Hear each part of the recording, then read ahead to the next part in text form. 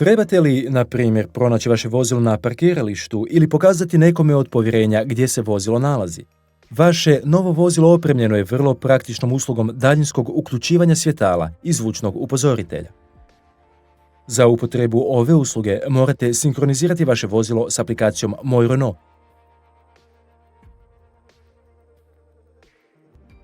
i putem vašeg pametnog telefona u aplikaciji postaviti lozinku.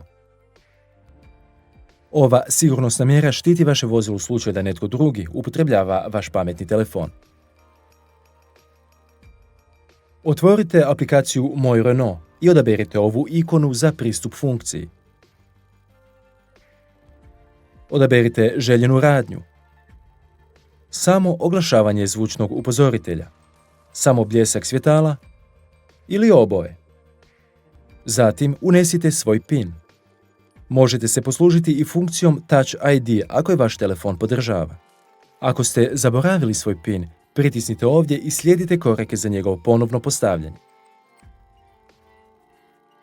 Za nekoliko trenutaka vaše će vozilo primiti signal i reagirati na naredbu. Gotovo je. Ovaj vam zaslon pokazuje da je naredba izvršena. Ako odaberete daljinsko oglašavanje zvučnog upozoritelja, oglasit će se 3 puta. Sukladno tomu, svjetla će bljesnuti 3 puta. Vaše novo vozilo će vam na prilično pametan način pomoći ako se ne možete sjetiti gdje ste ga parkirali.